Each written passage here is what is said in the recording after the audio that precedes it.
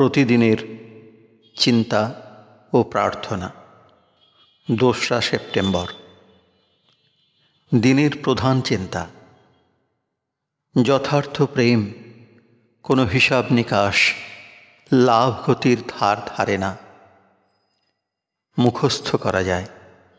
দেখো, তাহারা আসিল উদ্ধার করিতে আমারে, বাহিয়া তাহাদের ক্ষীণ নৌকাগুলি।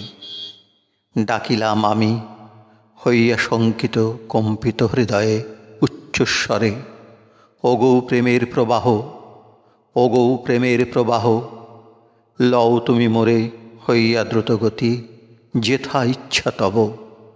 আমি যে চাহি না উদ্ধার তোমারে ছাড়িয়া। উপদেশ। আমরা যখন মনোরম দৃশ্য দেখি, সে সকল দৃশ্য ভালোবাসি বলিয়ায় তাহার দিকে তাকায়। তাহার কাছে প্রতিদানে কিছুই চায় না। সে যে বড় সুন্দর, তাই তাকে ভালোবাসি।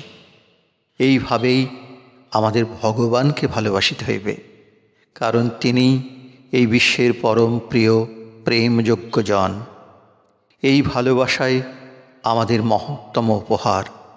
এই অনুভূতি যখন আমাদের জাগে, তখন আমরা যাহা প্রার্থনায় কামনা করি, তিনি আমাদের তাহার অনেক বেশি দান করেন। প্রার্থনা।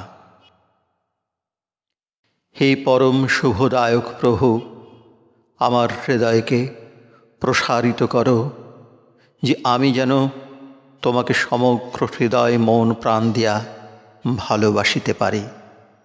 আমার মধ্যে তুমি এমন মহৎ হইতে মহত্তর প্রেম ও শক্তি জাগ্রত করো, যেন আমি হিসাব নিকাশ না করিয়া সর্বতোভাবে তোমাকে ভালোবাসিতে পারি।